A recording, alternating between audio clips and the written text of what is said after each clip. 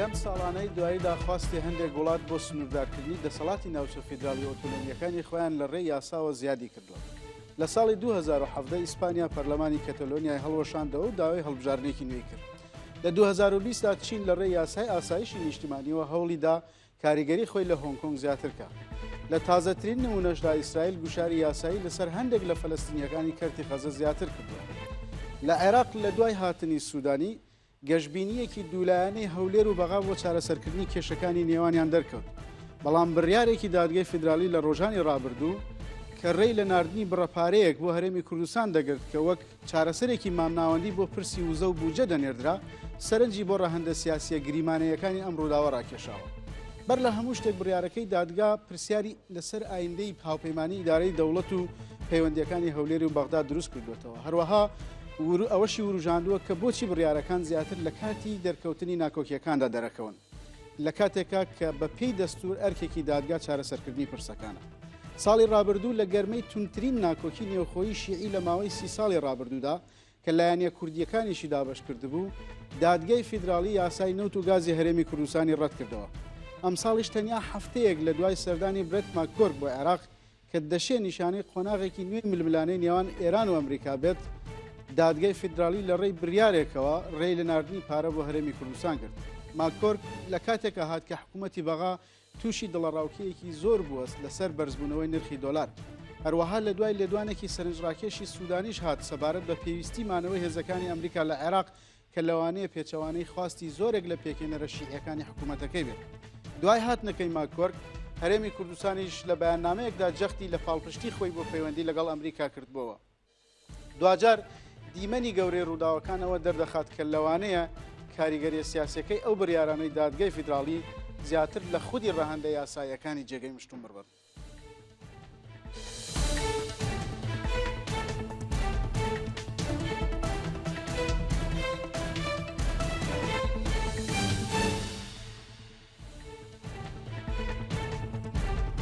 بینایان خۆشەویست، سڵاوتان لەبێ لە حەڵقەیەکی دیکەی بەرنامەی چوارقۆڵیدا لەگەڵ هەردوو هاوکاری بەڕێزم کاک عەدنان عوسمان و هەروە کاک کەمال ڕەوف، چوارقۆڵی لەگەڵ کاک هیوا عوسمان، هیوا مەحموود عوسمان ڕۆژنامەنووس دانیشتوون تاوەکو لەسەر بابەتی گەرمی ئەم ڕۆژانە کە مۆزوعی بڕیارەکەی دادگای فیدرالی پێکەوە گفتوگۆ بکەین. بابەتەکە تەوەرەگەمانەگەنی دوو بەشەوە، بەشێکی بڕیارەکەی دادگە و پەیوەندیەکانی هەرێمی کوردستانە، بابەتی لەکوێی دەستورایە ئەم بڕیارە، بەشێکی دیکەش یەکەینە لێکەوتە سیاسیەکانی ئەو بڕیارەی کەوا دەری کردووە دادگای فیدرالی. من پێم باشە وەکو نەریتی بەرنامەکەمان لە میوانەکەمان و دەست پێ بکەین. لەگەر زۆر سپاس، زۆر خۆشحاڵم بە بوونم لەگەڵ ئێوەی بەڕێز و ڕێز و سڵاوم بۆ بینەری بەڕێزی ڕووداو. طبعا دادگای فیدرالی المحکمە الاتحادیەوەی کە پێڵێن ئێستا تقریبا بۆتە بەشێک لە ململانەی سیاسی وڵات. بەم ئەخیرە زیاتر پاش بڕیاری یاخود بوون لە بەرنامەی حکوومەتی سوودانی کە وتیان ئەبێ یاسای دادگای فیدرالی بگۆڕێت، ئەوەی کە ئەیبیستین ئێستا لە بەغاوە لە خەڵکی نزیک دادگاکەوە باز زۆر لەوە ئەکەن کە ئەزانن ڕۆژەکانیان زۆریان نەماوە لەم شوێنە،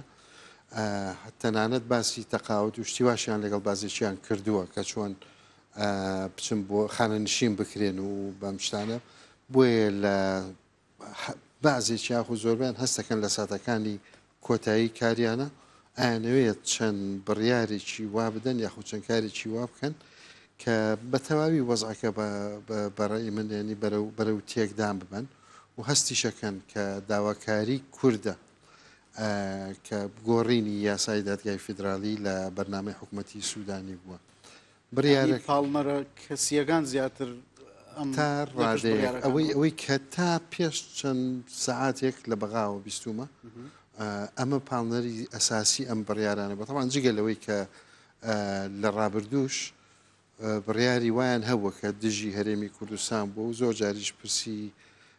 زۆر پرسیاری لێ دەرچووە کە دادگاکە دوو دادوەری کوردی تایە، نازانین تا ئێستا چیەکەنم دوو دادوەرە نەبیستومانە، بیستمان کە ڕنگ بە یەکێک لە دادوەرەکان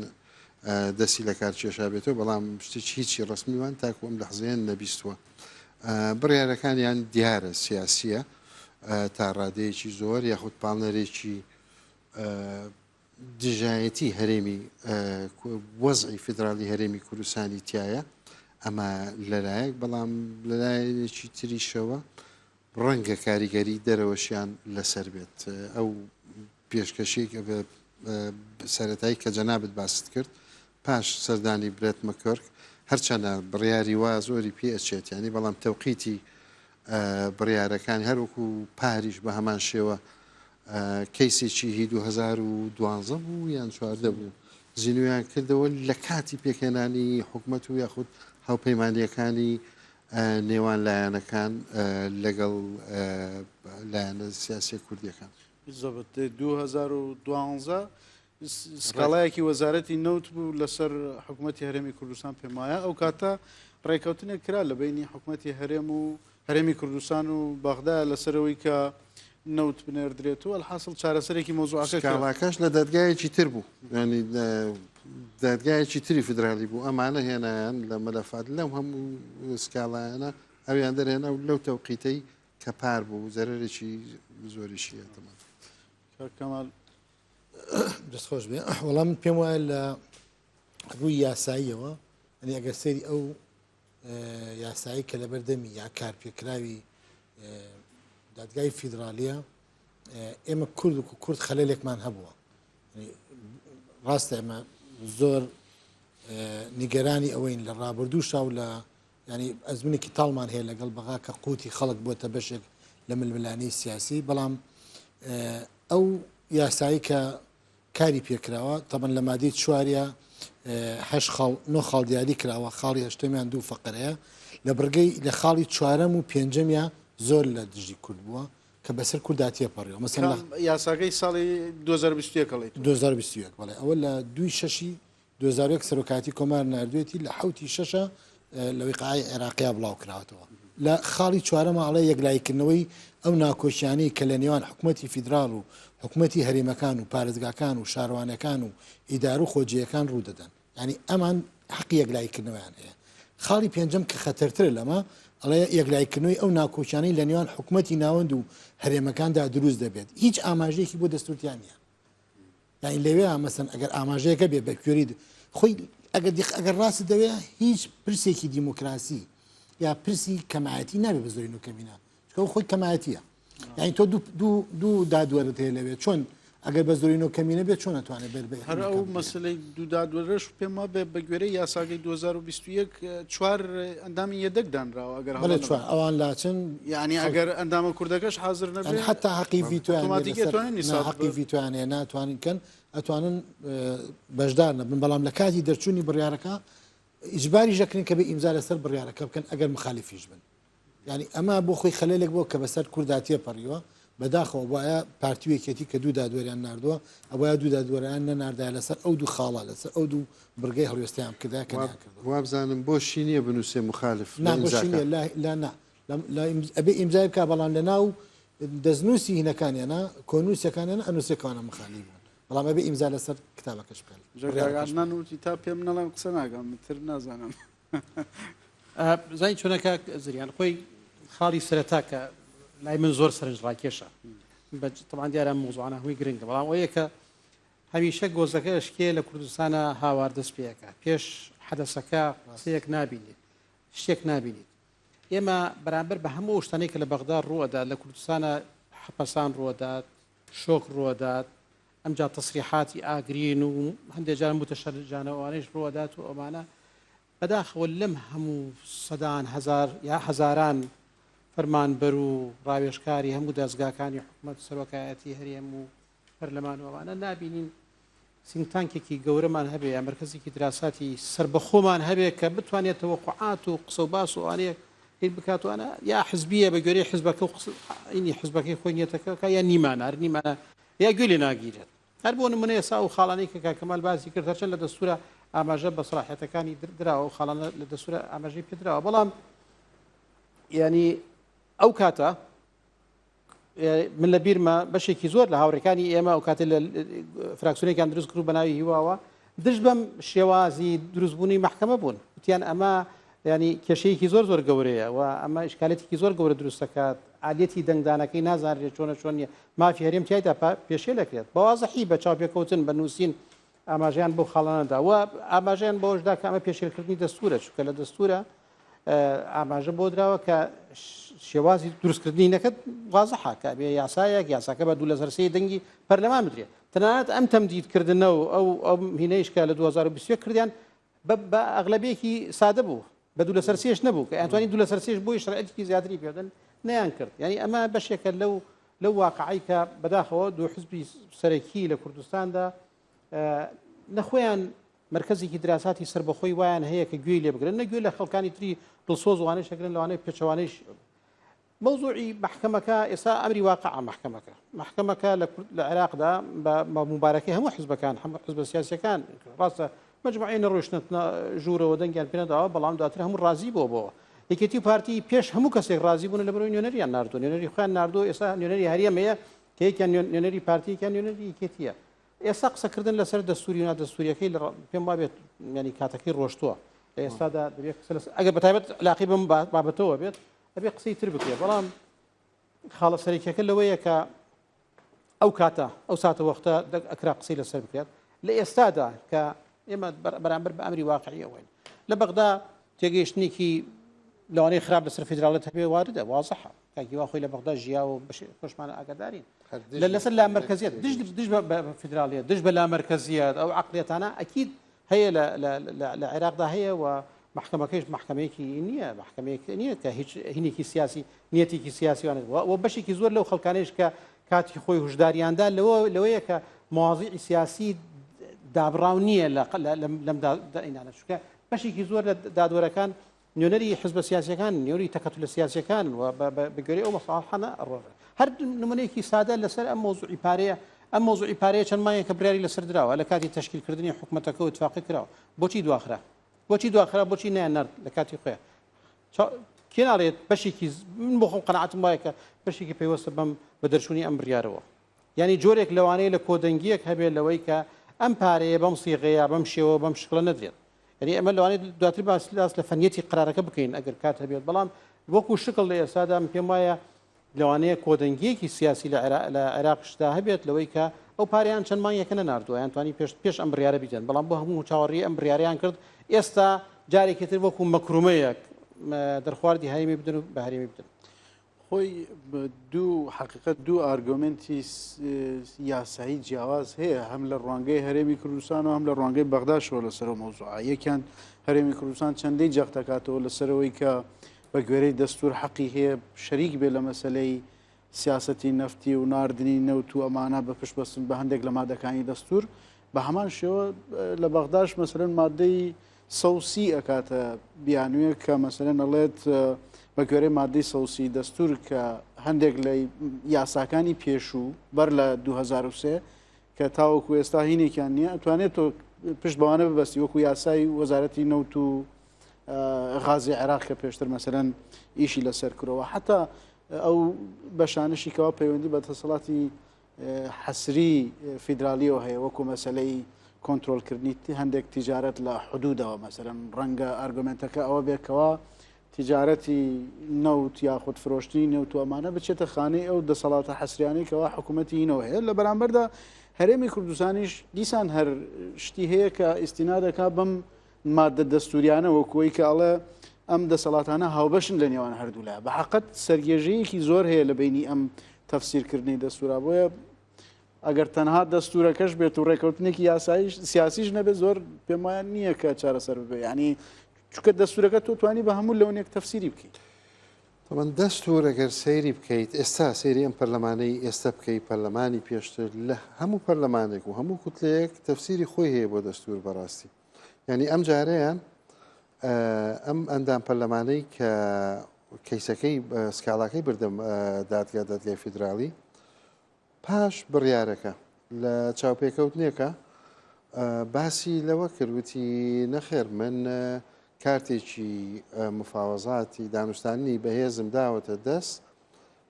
المفاوض الشیعی یعنی وەکو شتێکی فول شیعی سەیریان کردووە کە ئەم بڕیارە کێشەی تاکو ئێستاکە بووە لە عادل عەبدولمەهدیەوە تاکو ئێستا پێشتریش لە عەبادی تا ڕادەیە بەقوەتر بوو لەم سەرک وەزیرانەی تری کە دوای ئەو هاتن عادل عەبدولمەهدیە مستەفا کاظمیە لەگەڵ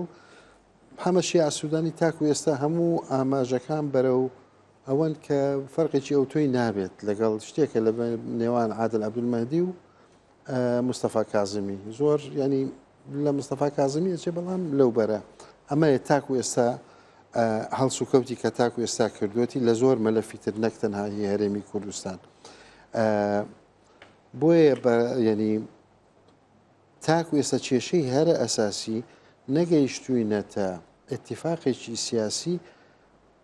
بینی لایەنەکانی کە حکومت پێک بێنن یاخود بیانەوێ وەزای وڵاتەکە بەرەو پێشەوە یاخود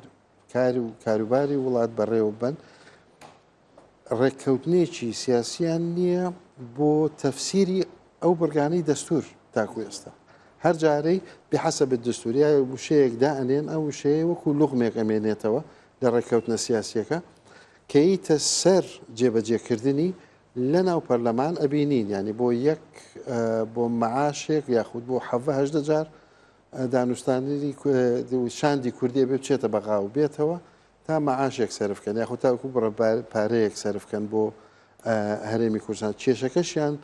لە حکومت و وەزارەتەکە نیە زیاتر ئەوەیە کە لە پەرلەمانە لە ناو پەرلەمان کێشیان زیاتر تەرتیبی ئێستاوە دروست بووە و بەداخیشەوەیانی ئەوەی کە ئەبینی لەگەڵ ڕێزمە بۆ هەموو ئەندام پەرلەمانەکان ئەندام پەرلەمانە کوردەکان نەیانتوانیوە بە ئاستی پێویست بەرگری لەو مافەیە خود کاری ئیشی کورد لە بەغا بکەن ئەمە یەک لەلایەنێکی تریشەوە تاکو ئێستا وەفدانەی ڕۆشتونتە بەغا بۆ ساڵێکە تقریبن یان یەکێتیە یان پارتیە تر بەوەش بچیت وەکو یەکێتی بەقەت یەکێتی معاملە لەگەڵەکەن وەکو پارتیش بچی بەقەت پارتی معاملە لەگەڵەکرێ نەک وەکو شتێکی کوردی عام خەلەلەکەت ناوخۆی ڕاست خۆی کێشەی گەورەی ئێمە خەلەلەکە لەوێایە کە ئێمە لەگەڵ پرسی قەزەی نەتەوەی کووردا وەکو پرسێکی سیاسی حیزبی تەعاملی لەگەڵاکەوە تا ئێستا مەسەنەن ینی کە خۆش نییە سیاسی ئەتیادی نییە بەڵام حیزبێگە ڕەنگە پرسێکی نەک پرسێکی نەتەوەی ئەنج لە ڕووی سیاسیوانە ناوەکو پرسێکی سیاسی حیزبی بەحت ئەی مەسەن حیزبی خۆی چەند دەسەکەوێت چەندێک امتیازی لە مفۆزا دەسەکەوێت و نەک ئەوە هەندێک جار پارتویەکێتی قۆڵێکتریشان باداوە لە ناو بەغانی لەبەر چاوی ناروێت یعنی ناکرێت پارتیویەکێتی لەوە تێنەگەیشت بێتن کە ئەم فیدراالی کێمەڵین بەس کورد دەڵێ فیدراالیە کەسی کەناڵێ فیدراالیە ینی ئەبێت تۆ تێ بگەی کە ئەم دەوڵەتە ئێمە 25 دەوڵەتی فیدراالی لە جیانە هەیە کێشەکان ئێمە لە کێشەی هیچ دەوڵەت لەو کێشان ناچێکە لەو دەوڵەتە فیدراالیان هەیە لەبەری جیاوازە ئەساسەن ئێمە تەسبیتمان نەکردووە کە ئەم دەوڵەتە دەوڵەتێکی فیدراالیە ینی لە لای برادرانی لای شیعە و سونەوانە دۆستەکانی کە دۆستی کوردیشن هێشتا قەنەعەتەکە قەنەعەتێکی فیدراالی نییە ئێتر دەستورەکە چیتیان نووسراوە چی نەتیان نووسراوە ئەمە شتێکی ترە من پێم وایە 5 کابینە گۆڕاوە لەم 5 کابینە پارتیویەکێتی نەیانتوانێت کێشەکانی مەسەری ئەم پرسی نەوت و مەعاشە و موچەیە چارەسەر بکەن لە کابینەی عەبادیە ڕێکەوتن کراوە لەسەر 370 ملیار لە کابینەی عادل عەبدولمەهدیە لەسەر 453 لە کابینەی کاظمیان هاتوتە خوارە بۆ 200 ملیار لە کابینەکەی سوودانیان لەسەر 400 ملیار بۆ دوومان ینی هەر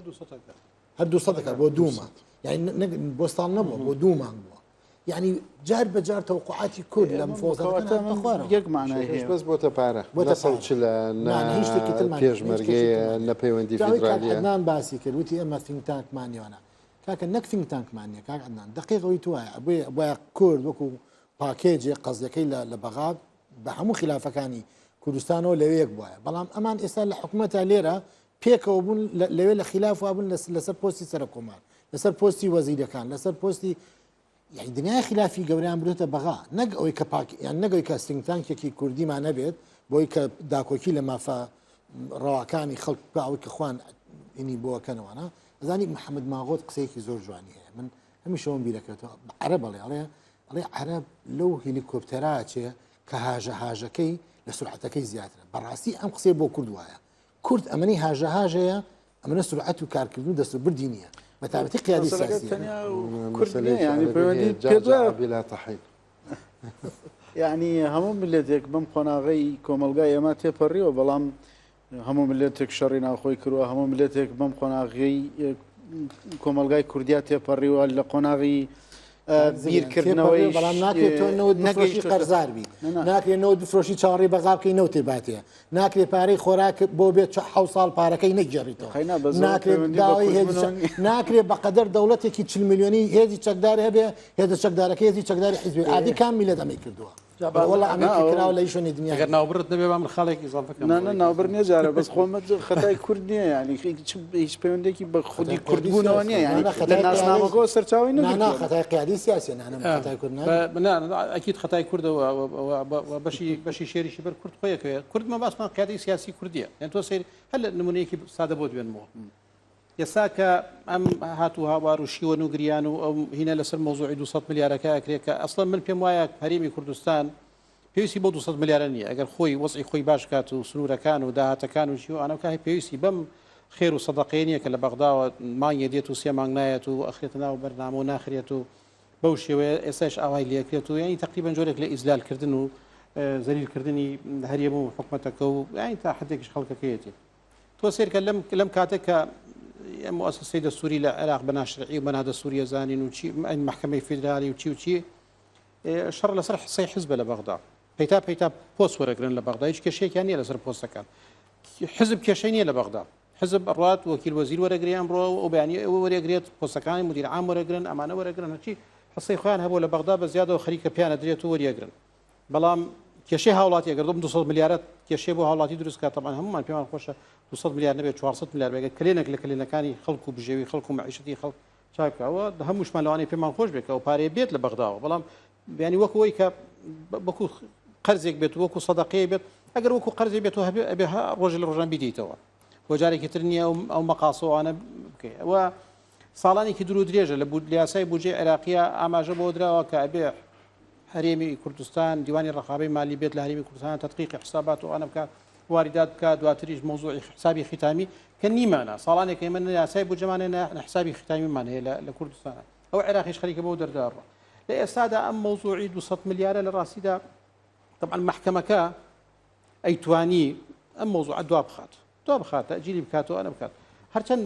بڕیاری محکەمەکە ئەگەر بە ئینساف و سەیرکی بە وردی سیرکرد باش لەوە ناکە کە نابێت پارە بڕوا بۆ هەرێمی کوردستان قسەی لەسەرەوە نییە ئەم پارەیە بڕوایانە قسەی لەسەر ئالێتەکەیە باسی ئالێتەکەکرێت باسی مەصدەری بڕیارەکەکرێت ئەم بڕیارە کێ ئەیدات صلاحەتی کێیە ئایا صلاحەتی سەرۆکی وەزیرانە صلاحەتی ئەنجومەنی وەزیران ئەو پێی وایە بڕیارەکەی محکمەی دەستوری کە ئەمە صلاحەتی ئەنجومەنی وەزیران نییە صلاحەتی سەرۆک وەزیران نییە کە ئەمە ئەبێ لە یاسای بودجە بێت منە پێم وایە ئەمە خاڵێکی ئیجابیە دەتوانێت کاری لەسەر بکەیت هەرێمی کوردستان لە بری ئەوەی کە تەنها کار لەسەر ئیتفاقی سیاسی لەگەڵ لایەنەکانە بکرێت کە دواتر تۆ کێشەی پەرلەمانت هەبێت کێشەی ئەوتە محکمەی دەستوریت هەبێت و ئەمانە تۆ ئەتوانی ئەم فەقرەیە حسەی کوردستان طبعا لە دوای هەموو ئەمە لە 2004 ئەم خاڵە هەیە کە دەبێت هەرێمی کوردستان تەصفیح حساباتی خۆیکە ئەمە لە یاسای بودجە بکرێت بە قانونی بکرێت بە قانونی نەک ئەوەی کە مەسەر پاردووجا ئەم پارەیە هاتووە بۆ هەرێمی کوردستان باش ئەگەر مافی خۆتەوە ئەگەر هەرێمەکە پێویستی پێێتی چۆن قبولەکەی دووجا بێت ساڵانی تر باشتر هاتووە بەڵام ئەمە ئەبێ لە چوارچێەوە ئیتارێکی قانونیە داینێت بۆ ئەوەی حکوومەتی عێراق مافی ئەوەی نەبێت ڕۆژێ بینێرە ڕۆژێنێرە چاوەڕێکین سەرۆک وەزیران بگۆڕێ یا وەزیری دارایی بگۆڕێ ئەمە عینادا ئەمە کە لە ڕقە ئەمە شۆڤی نییە ئەمە نازم بڕای بە فیدرالی هەیە ناکرێت مەسیری هەرێمێک و مەسیری ژیانی خەڵک و قوتی خەڵک و موچەی خەڵک تەسلیم بەو ئەگەرانە بکرێت لە چوارچێوەیەکی قانونی بکرێت لە یاسای بودجەدانرێت ئەو کاتە نە محکەمەی دەستوری و نە هیچ لایەنێکیش ناتوانێت دەستکاری مۆزوع بکات. زۆر سپاس. ناوبڕێکە دەین بینەرانی خۆشەویست ناوبڕێکە دەینەوە گەڕێنەوە.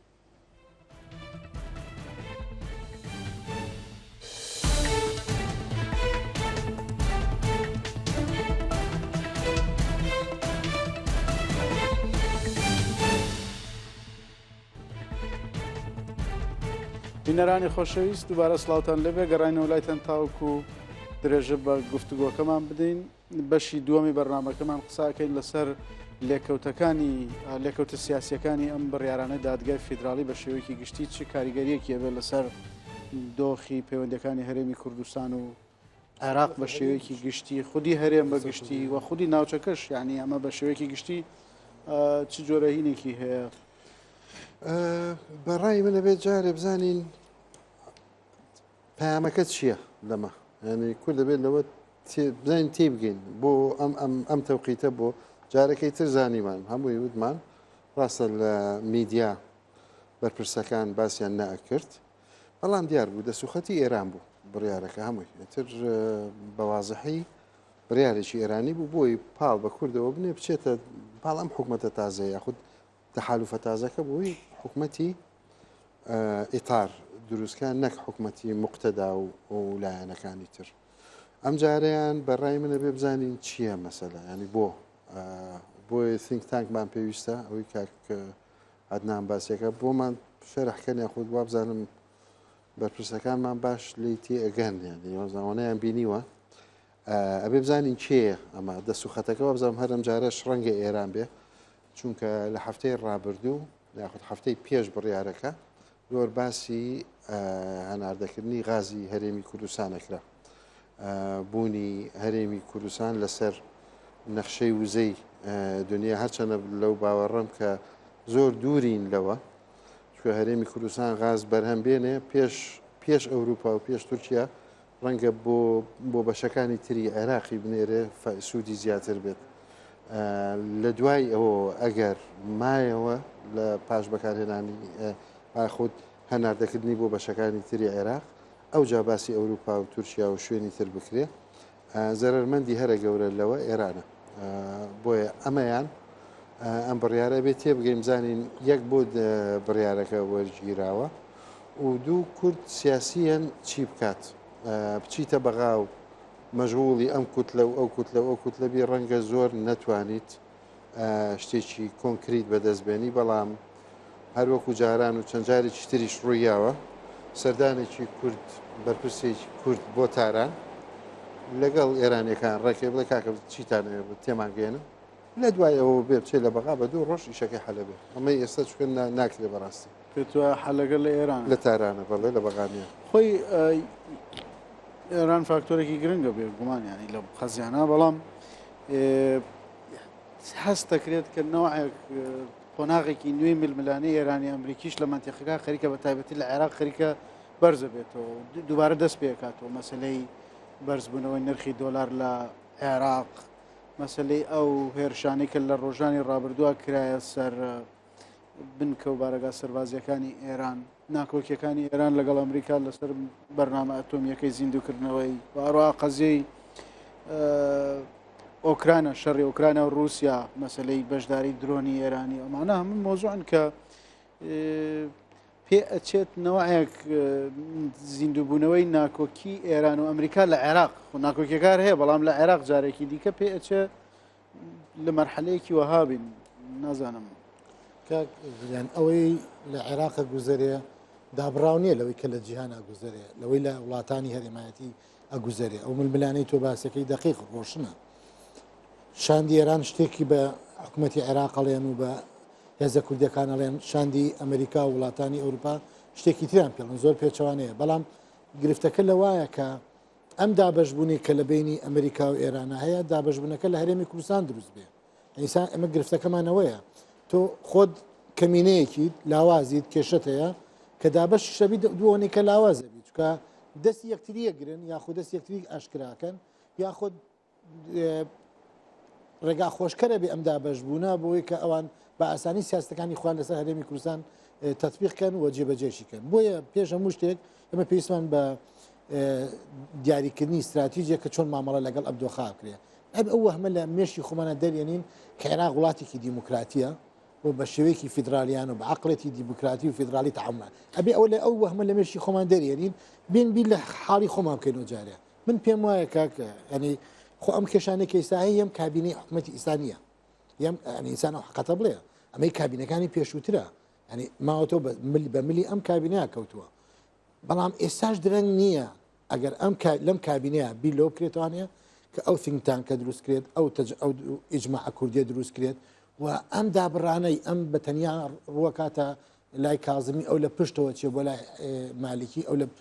من پێم وابێ ئەمە هیچ شتێکی تیانێ بە غەیری ئەوەی کە وردە دەسەڵاتەکان و ئیدارە و حکومڕانی لە هەرێمی کوردستانە بچووکە کاتەوە تا ئەسی شارەوانی هیچ شتێکی تریان بۆ نایڵێتەوە چکە ئێستا لە ناو دادگا بڕیاری کە هەیە کە قسەی لەسەرەکرێت و ئەو دادگایی فەڕەنساشەیە کە بعد داوای 26 میلیارد دلارەکە من پێم وابێ دادگای بڕیارەکانی پێشووتری دادگای فیدرالیشەیە لەسەر بە نایاساییبوونی فرۆشتنی نەوت لە هەرێمی کوردستان کۆمەڵی بڕیار هەیە ئەگەر ئەمانە جێبەجێکری هەرێمی کوردستان چێمێنێتەوە هەرێمی کوردستانە بێ بە وەکو پارێزگایك تەعاملی لەگەڵاکرێت چۆن لەگەڵ پارێزگایەکی تری عێراق تەعاملەکرێت ئەبێ ئەمان قبولیشی کەن بۆیە باشترین شت ڕێگا ئەوەیە کە پێشەوەی کە ماڵمان وێرانکەن بری دەسەڵاتەکانی لە ئەمە بسەنەوەری و دوایی بگەڕین بە شوێن عەلاقەیەکە کێشەکانی کوردی پیاواسین ئەبێ ئەمان بەرپرسیارەتی وەڵگرن بەرپرسیارەکە بخەن سەر شانی خۆشیان ویستی بە قەڵەم ئەو دیوەی قەڵەمەکەی لێ نادەن ئەو دیوەی کە بەغدایە و تێگەیشتن و چ نەزعەیەک و چ عەقڵێتێک هەیە و ساڵانێکی دوور و درێژ چی بووە چی نەبووە مەوزوعەکە کە بەشێکی زۆرمان ینی پەسەندیەکەین و واقع بەڵام من ئەسڵی کێشەکان لە هەرێمی کوردستان خۆی ئەبینم ڕاستەکەی نەکتەنها لە بەغدا و ئەو نەزعە نەزعەیەکە شۆڤینیە نەزعەیەکە قەومیە نەزعەیەکە چییە یان نزعەیەکی مرکزی و سنتراڵێت وانێ کێشەکە لە بەغدا بینم کە بەشێکی زۆر لەو مەلەفانەی کە بەدەستی هەرێمی کوردستان بووە مەلەفێرێکی سەرکەوتو نەبووە یا مەلەفێرێک ئیدارەیەکی سەرکەوتویانەی نەدراوە کە ئێمە ئێستا سەربەرزینەوە بتوانین تعامل لێکین کرد ینی بۆ نمونە بۆ هەرێمێک ساڵانێکە قسە لەسەر ئابووری سەربەخۆکە و نردینی نەوتەکات و ململانەی کردووە لەگەڵ بەغدا و لەگەڵ بەشێکی زۆر لەوانە ئێستا مۆزوعی 200 میلیارد کە ناشزانی لە ساڵێکە چەند بۆ منە پار چەند جارێک هاتووە هەموو ماکان نهاتوە ئێستا ئێمە ینی ئەمە بیکەین بە واوەیلایەکی زۆر زۆر گەورە پێم وایە ئەمە بەشێکە لە شکستێکی گەورەکە لە ناوخۆ تووشی هاتوین طبعا ئەم قسەیەکە یەکەین بە خۆشحاڵی و نایکرد بە ناخۆشحاڵیەوە یەکەین یەکێکی تر لە خاڵەکان دراویشتی ئەم مۆزوعەکە ئێستای بینین ئەوە بینیمان سەرۆکی پارتی دیموکراتی کوردستان قسەی کرد لە سەرەماوە بەنامەیەکی توندی دەرکرد سەرۆکی هەرێم سەرۆکی وەزیران کارسێکیان پارتین نەمان بینی یەکەتی کە شەریکێکی گرنگی ئەم حکوومەتە و ئەم ئەینەیە و بەردەوام سەرۆکی یەکەتی لە بەغدایە هەرسێکیان مەبەست چ بوو قسەیەکیان لەسەر پارتی یەکەتی قسەیەکی لەسەر مۆزوع نەکردووە یعنی ئەم مۆزوع مۆزوعێکی مختصە بە پارتیەوە یا مۆزوع علاقەی بە هەرێمی کوردستان و بە مؤسساتی هەرێمی کوردستانەوەیە قسەی حرفێکیان لەسەر نەوتووە تەنانەت وەزیری دارایی هەرێمی کوردستان کە مەفروضە یەکەم لە و هەر بۆیە ئەسڵەن هەر بەس تەنها وەزیری دارایی قسەی کرد ئەم مۆزوعە لە حەجمی خۆی گەورە نەکرا من هیوادارم ئەم گەورەکردنەوەی حەجمی خۆی تەنها علاقەی بەوە نەبێت کە چەند ڕۆژێکی تر زۆن سبەینە جارێکی تر ئەو محکەمە باڵایە قسە لەسەر مۆزوعی پەرلەمانەکە درێژکردنەوەی ناقانونیانەی پەرلەمانی کوردستان کە بە گوێرەی هەموو بەڵگەکان ئەوەیە کە ئەو بڕیارە هەڵۆشێنێتەوە چکە هیچ پەرلەمانی بمافیەوەی نییە ماوەی خۆی درێژ کاتەوە یعنی ئەمە تەختیەکردنی ئەوە نەبێت جارێکی تر برێن کاکە فەرمونەوە محکەمەی باڵای فیدرالی ئەوە تا هەر بەردەوام لە کەمینایە بۆ هەرێمی کوردستان و پرۆژەکە ئەزمونونەکە هەرێمی کوردستانەوە پەرلەمانی خەریکە هەڵۆشێنێتەوە پەرلەمان درێژکردنەوەی پەرلەمان لەوانەیە هەڵۆشێنرێتەوە هیوادارم ئەمە ئەوە نەبێت ئەمەی کە ئێستا ئەیڵێن چونکە کافی بوو وەزیری دارایی قسەی لەسەرەوە بکردایەوە بەتایبەتیش کەم مۆزوعە وەک باسمان کرد سلفەیەکە ئەسڵەن حکوومەتی سوودانی بە ئاسانی ئەتوانێت معالەجەی ئەم قرارەی محکەمەی دەستوری بکات محکەمەی دەستوری قسە لەسەر ئالێتی نردنی پارەکەکرێت ئەم پارەیە ئەکرێت وەکو قەرزێک بۆ هەرێمی کوردستان برێت دواتر لە یاسای بوجەکە ئەبێت لە ماوەی پەسەند بکرێت بۆ پەڕیتا مانگی تر بێت پەسەند بکرێت لە یاسای بوجە ئەبێدانێت و هەرێمی کوردستانیش ئەبێ بڕیاری نهایی خۆی بدات ئامادەیە تەصفیح حسابات لەگەڵ عێراق بکات یانە ئامادەیە لەگەڵ دیوانی چاودێری عێراقیە مامەڵەیەکی ئوسوڵی بکات یانە ئامادەیە لەگەڵ خەڵکی کوردستانیش شەفافانە بڵێ من ئەم چەند ساڵت کە یاسای بوجەشم نەبوو داهاتم ئەوەندە بۆ خەرجیم ئەوەندە بووە و حسابی ختامی بخاتە پێش هەموو شتێ بخاتە بەردەمی خەڵکی کوردستان و ڕایگەشی لە کوردستانە دواتریش لەگەڵ عێراقە کە ئەمانەی کرد هەرێمی کوردستان و ئازایانە چووە پێشی ئەو مۆزوعە ئەم مەبلەغەی ئێستاکە با محکەمەی دەستوری ئەو بڕیاری دابێت بەڵام لە هەمان کاتە حکوومەتەکەی سوودانی توانێت بە سیغەی تر ئەو پارەیە بریتێت مادام هەر سلفەیە ئەسڵەن برادران من خۆم لە لەژێی دارایی بووم لە پەرلەمانی کوردستان ئەو چەند ساڵەی کە بودجەی عێراق ینی حسەی هەرێمی کوردستان کە یان 17%ەکەیە طبعا خۆتان نزیک بە 11% بوو ئەویش هەر وەکو سلفە هات بۆ هەرێمی کوردستان يعني مشروط بو بمرج بو كمال بمرج بو كأم هريمي كردستان أبي لسري صال لكتاي صالة حسابي ختامي خوي لقل عراق يكلاك نيناردو تاي سنيناردو يعني أما بشي كل كيشة جورا كان كأيام خوما أم هريمي كردستان بيانو أداة دستي هر لا يعني جا نيتي باش لبغداد نيتي خرابة تو خد بيانو أداة دستي أوان بوي أوان أو برياران بدن ودوات دواتريش خلكي كردستان باجا كيدا وقت باس ممكن حزب باجي نادا حزب وتا بردوام برپرس باڵاکانی حزبەکان لە بەغدان ئەوە تا حسەی خۆیان وەرەگرن پۆستی خۆیان وەرەگرن وەکیل وەزیر وەرەگرن وەزیر وەرەگرن مدیر عام وەرەگرن ئەوانە بەڵام دواتریش خەڵکی کوردستانە کە مەوزوعی موچەکەی ئەکەوێتە غەرغەرەوە ئەکەوێتە ئەگەر و نەگەر و 200 ملیارەکە بێت ناتوانین نەیدەین و بیدەین و یعنی ئەمە کێشە گەورەکان ڕاستە من لێرە ئەیبینم لە هەرێمی کوردستان ئەیبینم و ئەگەر هەرێمی کوردستان ئیرادەی معالەجەکردنی ئەم مۆزوعی نەبێت ئەم پێم وایە دەستوری عێراقی ئەگەر محکەمەی فدرالی بڕاتە ژێرباری قسەکردن لەسەر خاڵ بە خاڵی دەستوری عێراقی دەیان کەمینی تر هەیە بۆ زەلیلکردنی هەرێمی کوردستان زۆر ڕاستە حقیقت ئەو قسانە یعنی ئەکرێت بۆعدی نێوخۆی مەوزوعەکە سیر بکرێت بە شێوکی جیاواز ئەو بۆعدانەیەکەوە کاکیوە فەرمووی ئەویش هەم بۆعدی کەسیەکەی شتێکی سەرنجڕاکێشە هەمووکو بۆعدی نێودەوڵەتەکەشی مەوزوعە ینی بابەتەکە تەنها لە یەک بۆعدۆ ناکرێت سیر بکرێت ئەبێ هەر سێ بۆعدەکەی لە تەنیشێکدا بنرێت ئەو وەختە ئەم ڕووداوانەی بە تایبەتی لە شوێنی کوکو عێراقا یا کوردستان یا ڕۆژڵاتی نەوڕاز بە شێوەی گشتی واتایەکی هینەدار سیر بوو کە مەسەلەن شێوازی کاردانەوەی یەکێتی و پارتی بە نسبەت ئەم ڕووداوە تۆزە جیاوازیەکی هەیە هەر لە هەمان کاتا مەسەلەن هەندێک لە بەرپرسانی یەکێتی لە بەغایە مەسەلەن و پۆستیش لە وەزارەتی نەوت وەرگیراوە بە نسبەت مەسەلەی غازەوە ینی مەسلەی غازەکەش لە ئارادا هەیە و بە هەمان شێوە دیداری بەرپرسانی حکوومەتی هەرێم و سەرۆکی هەرێمیش لەگەڵ تورکیا و لەگەڵ ئەمریکاش ئەویش دیوێکی دیکەی مۆزوعەکەی بۆیە ئەمەوە ئاکات کە نەوەیەک ئەم بابەتە تەنها پەیوەندی بە گەمەیەکی ناوخۆیەوە نەبێ بە قەناعەتی من ینی مۆزوعەکە تەنها ڕەهەندێکی نێوخۆیی نەبێ پێ ناچێکە ئەمە تەنیا بابەتێک بێت کە پەیوەندی بە خراپی ئیدارەدان یاخود قەزێهینەوە بێ ئەوانە هەمووی بەجێ خۆی بەڵام ئەکرێ ئەو ڕەهەندە جیاوازشی هەبێ ئەزانی چی کاک زریان با سەیری دوو کاتی ڕابردوو بکەین کاتێک کە خوالی خۆش بوو مامجەلال لە بەغا بوو کەسێکی بەهێز بوو بڕیار بەدەست بوو لایەنە عێراقیەکانیش حسابیان بۆ کرد تقریبا وەکالەتی کاک مەسعودیشی هەبوو زۆر بڕیار هاتە پێشەوە ئەمجەلال لە وەکالەتی هەردوو لە ئەیا و دوای تەلەفۆنی بۆ کرد ئەو فلانشت هاتە پێشەوە وام کرد و ڕۆژمەوی شەوی دەسە خۆش بێ خەڵقی کۆ کردەوە لە هەموو کوتلەی کوردی لە بەغا مانگی جارێک بە ئەندام پەرلەمان و تا وەکیل وەزیر و هەمووی کۆ کردەوە باسی وەزعەکە یەکی خستە بوون تقریبا لە وەزعی لە بەغایە وەکو کوتلەیەکی کوردی بەهێز و جاریش کاک مەسعود کە ئاهات بۆ بەغا یعنی حسابێکی تری وەزعیشی تر بوو ئەوسا بەڵام ئەمە دەراوێشتەی ڕێککەوتنێکی سیاسی حەقیقی بوو بینی دوولایەنەکە بۆیە دەستور بوو چەند شتێکی تری ئەساسی چەسپا ئەو کاتە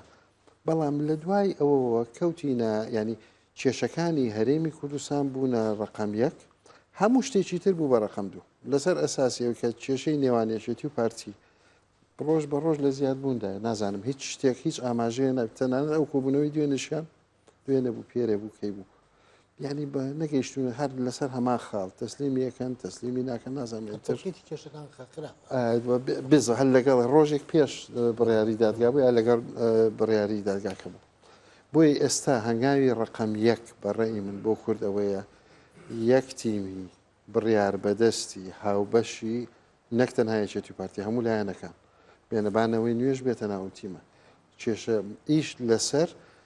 شتە کوردیەکان شتە نەتەوەیەکانی هەرێمی کوردستانە یاخود پەیوەندی نێوان هەرێمی کوردستان و بەغا کە هیچ لایەنێک لەو باوەڕە نیم لە دژی بن ئەگەر بێت و بەم شێوەیە کە کاکعدنان باسیەکات بێتە ینی با بڵێن جێبەجێ بکرێت حکوومەتی هەرێم لە لایەنی داهاتەوە شەفاف بێت لەگەڵ خەڵکی کوردستان خۆی و جگە لەوەش لەگەڵ لایەنەکانی تر و لەوە ئەچێت تا ئاخر خاڵە و تا پێشوەی قەڵەمەکە یانە قەڵەم مەم لێنە داوێشت لەوە ئەچێت کە دایمە باس لە یاسای نەوت و غازەکەین بۆ وەکو کلیلی چارەسەری کێشەکان پێ ناچێ بگەینە هیچ وابزانم یاسای نەوت و غاز کۆتا هەنگاوە بێت بۆ چارەسەرکردنی کێشەکان بەر لەوە ڕنگ بێت یاسایەک بۆ دابشکردنی داهات واز لە نەوت و لە غاز و لە هەموو شتە بێن داهاتی عێراق هەمووی چۆنە و چۆن دابەشەکرێ بەسەر هەرێمەکان و بەسەر پارێزگاکان ئەگەر بێت و جۆرە بیرکردنەوەیەک بکرێت لە دابشکردنی داهات لە ڕێکخستنی دابشکردنی داهات ئەو جادوهای ئەوە یاسای نەوتوخان زۆر ئاسانترە بێت. من هیوادارم ئەمە بێ بە ئەزمونێک بۆ قیادەی سیاسی کورد هیچ کاتی قەزەی نەتەوەی و پرسە استراتیجەکان نەخەنە زۆرینەوە گەمەی زۆرینە و کەمینەوە چکە میشە دۆڕاویم لە زۆرینی گەمینە ئەین تۆ کۆمەڵێک مافی خۆتت هەیە کۆمەڵێکی خواستت هەیە هەندێکت لە دەستورا تەسبیت کردووە جارێکتر می خەرۆ زۆرینە و کەمینە ینی ئەبێ ئەمان وازدە و گەمەیە بێنن چکە لە زۆرین و کەمینە ئەدۆڕێن هەر لە دنیاشا پرسی دیموکراسی ناخێتە زۆرین و کەمینەوانیان بەسن پەیوەندی مافی ژنان ناخێتە زۆرین و کەمینە مافی منداڵان مافی نەتەوەکان مافی ئاینەکان ئاینزاکان ناخێتە دەنگانەوە ناکرێت ئەمە پرسی کورد پارتی و یەکێتی ئەوە بەو شێوێت تەعاملی لەگەڵا بکەن و ئەوەی شتەی تریش کە گرنگە ئەنەوەی کاک عەدنان باسەکە مەسەر ئەم حکوومەتە نەوتە فرۆشێ ئیمکاناتی هەیە ینی ئەمان بۆ خوان پارتی و یەکێتی کێشان لەسەر داهاتی ئەو دوو دەواازەی سنووریە پارتی کێشەکەی لەگەڵی کێتیاوەیە ئەی بۆ بەغا کێشەی لەگەڵ ئەمانە بێ کە بە درێژایی 20 ساڵ هیچ ڕقەمێکی ئاشکرا نەکردەوە واریدە ینی ئەوانش حەقی ئەوان هەیە کە ئەو پرسیینەوە بکەن تۆ کە داوای پارەی لەکەی داوای خۆراکی لەکەی داوای یارمەتی لەکەی داوای پاراستنی تا ڕادێک سنووری لەکەی ئەبێت تۆ حکوومەتەڵی ئاشکرام کردووە ئەڵێ PwC و ئەو شەریکاتی کێن تدقیق لە حساباتەکە وڵای من پێم وایە نەکبوانیان ئاشانەکردەوە وەزیرەکانی خۆمان پەرلەمانتارەکانی خۆمان تەفاسیلی ئەو ڕێککردنەوتانە نازان کە حکوومەتی هەرێم کردوێتی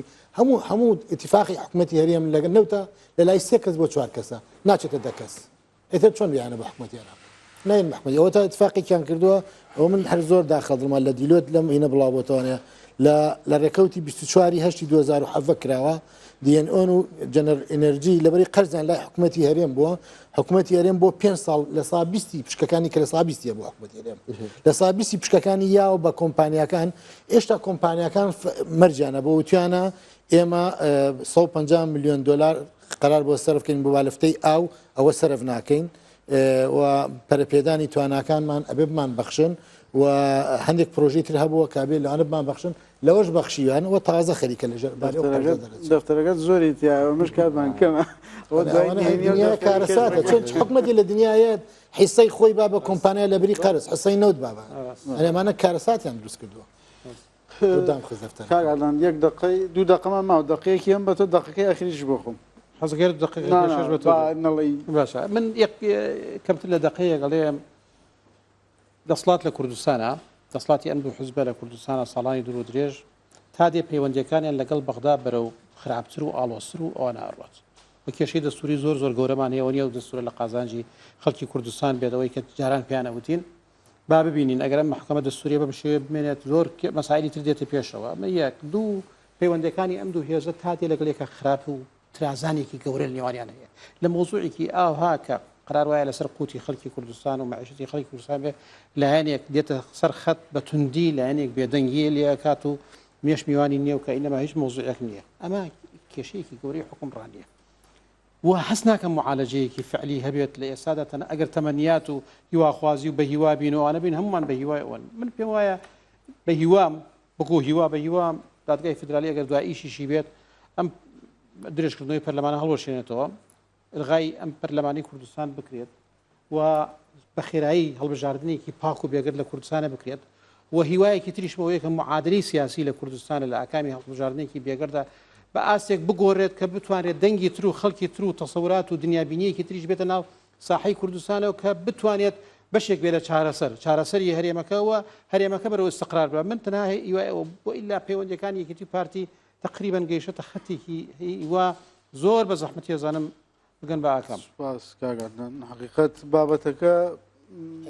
ئەهێنێ کە مناقەشەی زۆری لەسەر بکرێت ڕەهەندی نێوخۆیی هەیە ڕەهەندی نێودەوڵەتی هەیە